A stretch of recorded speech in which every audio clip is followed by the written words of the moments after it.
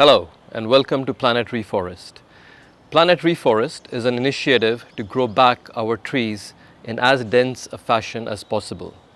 We try and do this preferably by growing back native trees and using methods that are proven, like the Miyawaki method of tree plantation. Now, to grow back trees, the one important ingredient that you need is, of course, trees. And you can do this by either going to your local nursery and picking up plants and saplings and growing them, or with a little bit of effort and a little bit of knowledge, you can actually learn how to grow these through seedlings by yourself. That's what this How to Grow series is all about. We are here to tell you how, through seeds, fairly easily, you can grow your own saplings and your own trees. The How to Grow series will essentially teach you 3 steps. The first one is to identify the plants and the trees for propagation. The second step is to help you identify the seeds and also teach you how to harvest them. And the third step is to sow these seeds, germinate them, and turn them into viable saplings, which you can then nurture and grow into trees. So if you do these 3 steps, you're well on your way to creating trees and hopefully a really dense, lush forest. All right, before we get started, it's important that because we are doing something that's environmentally conscious, which is growing trees, we try and do this in a way that tries to minimize the impact on the ecology. Which means that even in the methods that you use to try and grow trees, you should try and be as environmentally conscious as possible. So for example, for growing saplings, you may want to recycle plastic trays and use them, like the ones you will be seeing over here. Try and avoid buying new plastic or plastic pots like these ones from the market. Whatever is available, try and use that. Preferably, you can also use clay pots or clay trays like the ones you see over here. Now, these are available with a lot of local artisans, and it's also a great way to encourage them and also brings an income for them. So try and buy from them and try to avoid buying fresh plastic. You can even recycle plastic like these polypacks or chips bags. This is, for example, polypacks in which you get milk. It's quite simple. All you need to do is provide a few holes for drainage, and you can pretty much grow anything in them. So for example, this is a sapling of a neem tree. This one here is a sapling of a papri tree, and this over here is a peepal tree. So you can pretty much grow anything you want in these, and it serves the same purpose as what a lot of people use, buy and use, which is the plastic pots like these ones. Now, while using these plastic trays, it's a good idea to make a few holes at the bottom which allow for drainage of water. It's fairly simple to do it. You can take a regular nail and heat this up over a flame, and you can use a pair of kitchen tongs to hold it. And once it's hot enough, you can just pierce the plastic with this, and you will be able to get very easy and ready to use trays for growing your seedlings. So do try and do that. That'll ensure that you're doing this in an eco-sensitive and eco-friendly fashion.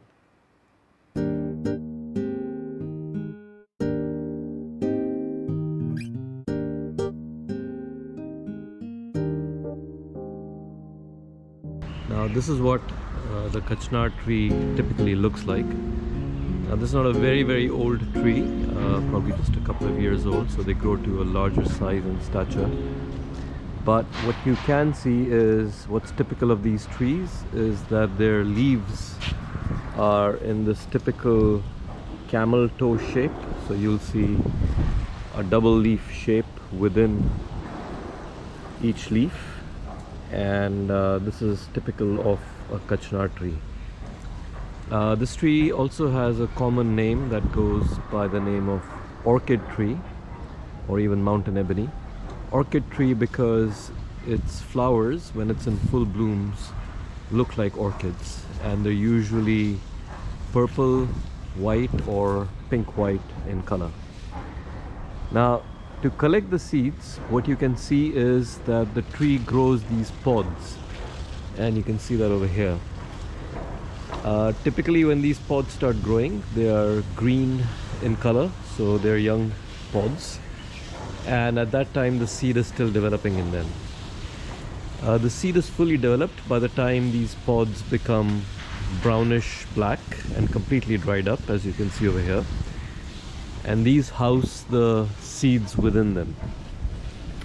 Now as these pods start drying up, they crack open and they form this helix shape or a corkscrew shape, as you can see with some of the dried pods up here. And once they start cracking open, they naturally pop out the seeds and drop them to the ground. So you can either pluck out the pod from the tree and you can open it up and crack it open and take the seeds out. Or if you want to avoid doing that, nature does all the hard work for you, and towards mid to late spring you will see that the seeds actually start popping and dropping to the ground themselves. You can see that over here. So these are the Kachnar seeds which are lying on the ground. So all you really have to do is just pick them off the ground and use these seeds to create saplings. As simple as that. So let's collect a whole bunch of these, and I will later show you how to actually plant these and create saplings out of them. Now, growing the tree sapling from its seed is fairly simple. This is what the seeds of the tree look like, and to grow them we essentially need a mixture of garden soil and a little bit of coco peat, which we're going to be adding. And this is going to be added in the ratio of 3 parts of garden soil and 1 part of coco peat. The coco peat essentially adds more porosity to the mixture and makes sure that as the root develops, it's got a soft medium in which to grow and expand. So here we go. I'm going to scoop out basically 3 scoops of garden soil, and we'll take 1 scoop of coco peat and nicely mix these together.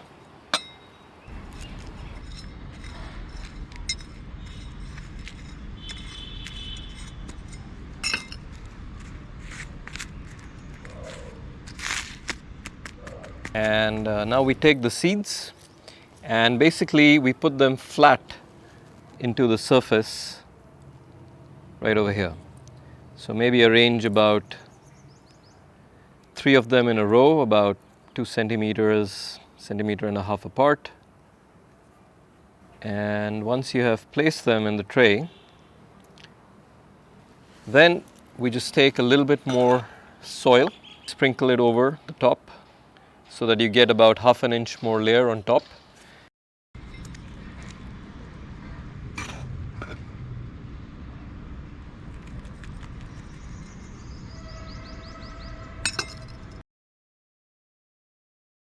And then just water it generously, right?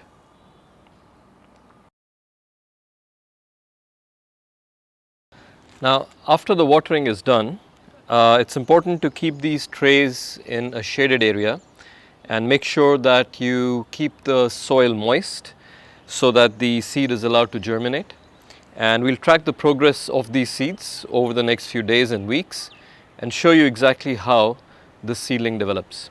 Now I have a few additional trays, so what I'm going to do, I have a few more seeds as well of Kachnar. So I'm going to go ahead and put all of these in the trays as well, similar to the way I've done it over here. That way we get more saplings which get prepared simultaneously.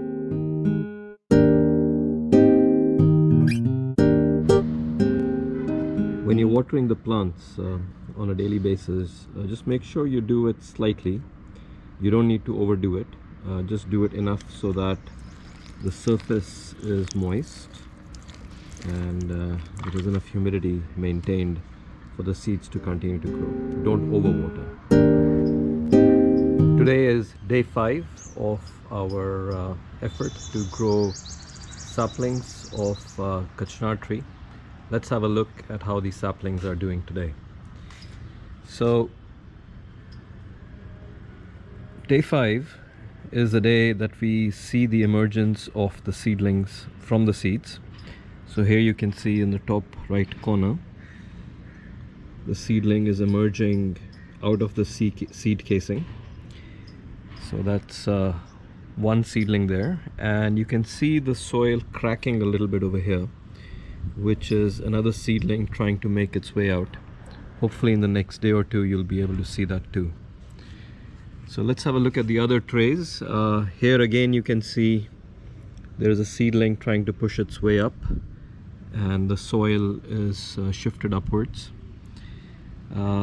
Similarly, in this one you can see in the bottom right hand corner there is a seedling trying to push its way out.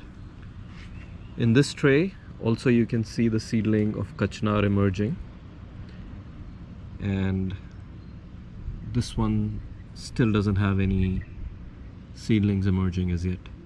So we'll continue observing this.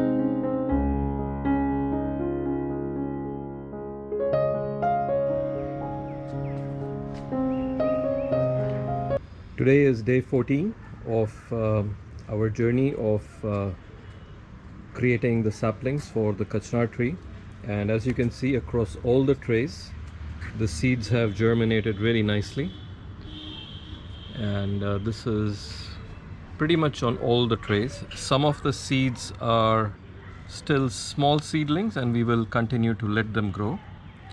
However, some of these have turned into fairly large seedlings, and if you measure it, for example this one over here is almost 7 inches or 18 centimeters in height, right?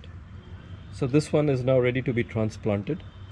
So the larger ones we will now transplant into packets or even pots if you want, and I'll just show you how that process is done right after this. The ones which have grown tall enough, like these ones over here, these are ready now to be transplanted into larger spaces, so maybe larger packets, and again we are going to use recycled packets, or alternatively you can also use clay pots. Try and avoid buying new plastic pots. The process again is fairly simple. We take a mixture of garden soil, coco peat and some amount of manure, and this has to be added in the ratio of 3 parts garden soil, 1 part coco peat and 1 part manure. Once we have mixed this up together, then we will put the mixture into larger space, like a larger packet like this one, or a larger pot, and we will transplant this seedling into this larger space so that it can grow to a larger sized plant and then eventually into a tree. So let's start the process of doing the transplantation. So here we go. The first step is to take 3 parts of the garden soil. So 1, 2 and 3, and then we take some coco peat,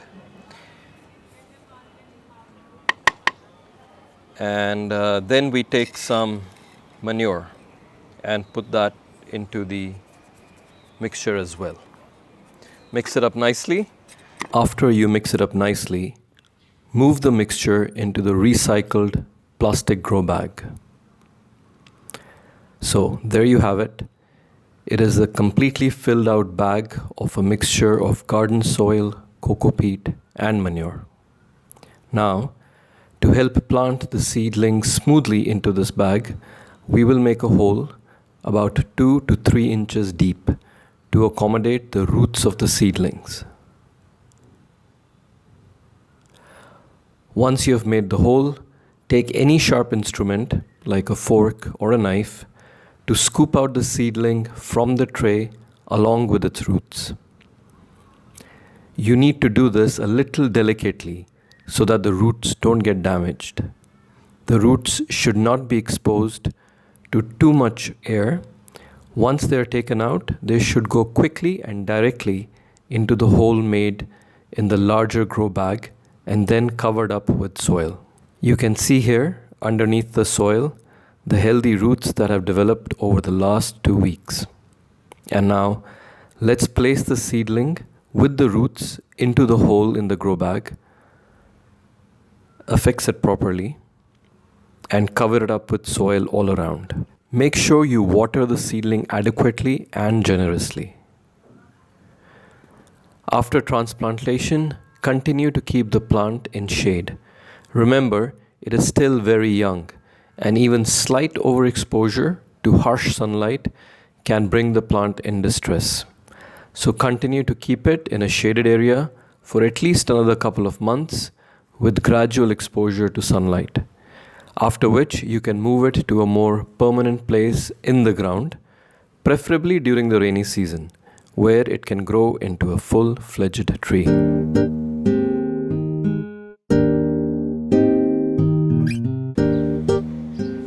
We hope you enjoyed this How to Grow series video by Planet Reforest on growing Kachnar trees from seed.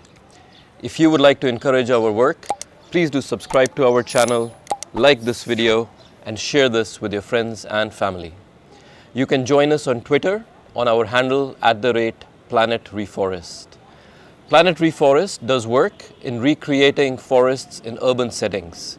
I'm going to leave a link to our video of one such project in the description below. If you would like to create a forest in your area using the Miyawaki technique, we'd be happy to help. Please drop us an email at planetreforest@gmail.com. Until then, see you in another episode. Take care. Bye-bye.